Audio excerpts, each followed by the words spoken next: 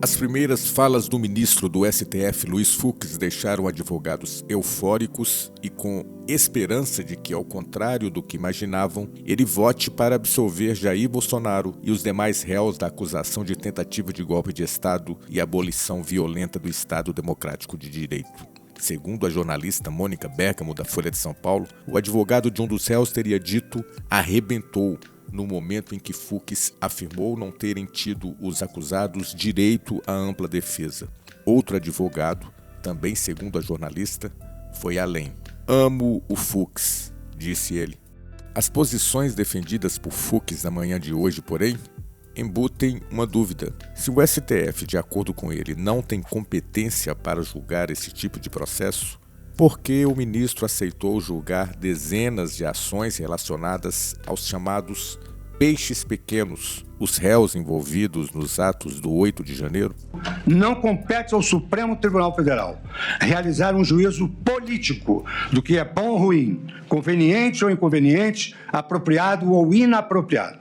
Ao revés, compete a este tribunal afirmar o que é constitucional ou inconstitucional, legal ou ilegal, invariavelmente sob a perspectiva da Carta de 1988 e das leis brasileiras. Trata-se de missão que exige objetividade, rigor técnico e minimalismo interpretativo, a fim de não se confundir o papel do julgador com o do agente político. A independência do juiz criminal alicerça-se na racionalidade do seu mistério, afastada do clamor social e político dos processos judiciais. Aqui reside a maior responsabilidade da magistratura: ter firmeza para condenar quando houver certeza e, o mais importante, ter humildade para absolver quando houver dúvida. Essa responsabilidade encontra amparo em doutrinas penais e processuais sedimentadas ao longo dos séculos, cujas regras e princípios trazem parâmetros indispensáveis para uma jurisdição racional, coerente e, sobretudo, justa. Meu voto é no sentido de reafirmar a jurisprudência desta Corte, adotada na questão de ordem na ação penal 937. Concluo, assim, pela incompetência absoluta do Supremo Tribunal Federal para o julgamento deste processo, na medida em que os denunciados já haviam perdido os seus cargos. E, como é sabido, em virtude da incompetência absoluta para o julgamento, impõe-se a declaração de nulidade de todos os atos decisórios praticados. A despeito de sucessivas emendas regimentais que versaram sobre a questão de qual órgão desta Corte pode julgar ações penais, a competência para o julgamento do presidente da República sempre foi e continua sendo do plenário da Casa. Dirão os senhores, é ex-presidente, mas está sendo julgado como tal. Porque se é ex-presidente, deveria ir para o juízo de primeiro grau. Mas está sendo julgado como presidente, está sendo julgado como se presidente fosse, essa ação deveria se iniciar no pleno do Supremo Tribunal Federal. Não é um processo simples.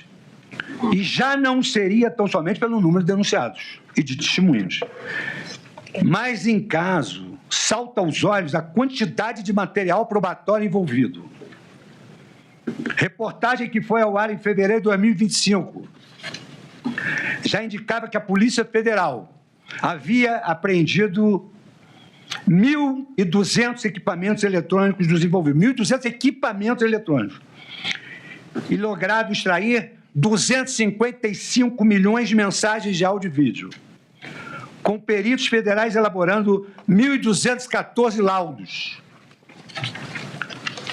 Foi exatamente nesse contexto que as defesas alegaram cerceamento de defesa, em razão dessa disponibilidade tardia, que apelidei de um tsunami de dados que no direito anglo-saxônico se denomina de document dumping, e sem indicação suficiente e antecedência minimamente razoável para a prática dos atos processuais. Eu não sou um expert nesse assunto, mas a quantidade chega a 70 terabytes. Eu fui pesquisar isso, fiquei até... nem acreditei, porque são bilhões de páginas.